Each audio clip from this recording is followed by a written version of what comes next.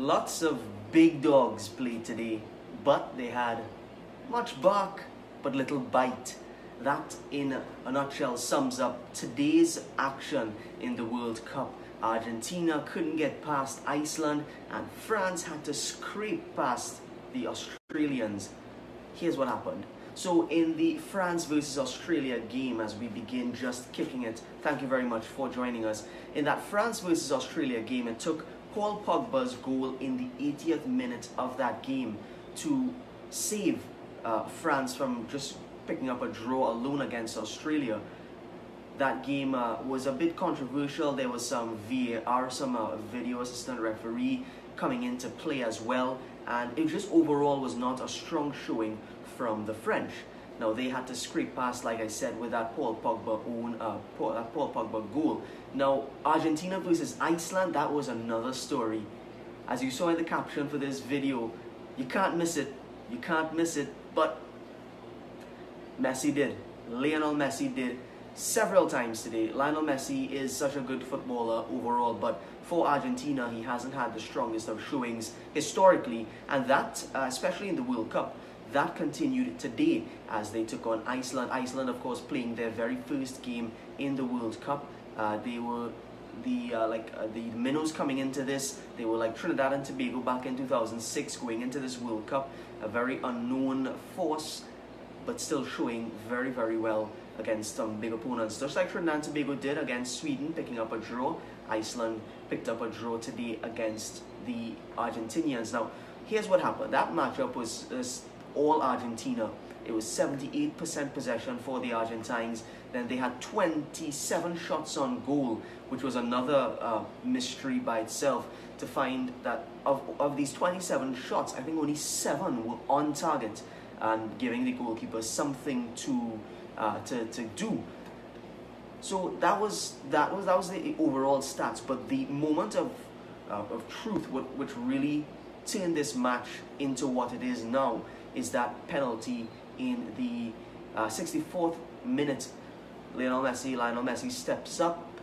He tries his very best to shimmy and get the goalkeeper to go the wrong way, but it was just a horrendous penalty effort, and the goalkeeper had some work to do, yes, but he did do very well to stop that penalty and ensure that it ended 1-1. So Alfred Finnbogason, he is the first goal scorer for Iceland in a World Cup, so that's a nice stat that he has. Of course, Iceland playing in their very first tournament ever.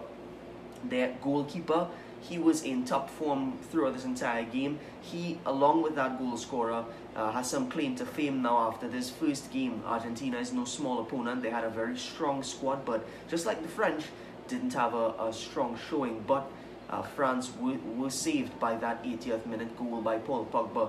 So those were the two big games, or games with big teams taking on minnows. Australia, not so much of a minnow anymore. They've been around World Cup football a long time now. Iceland, on the other hand, they're newcomers to this level of competition.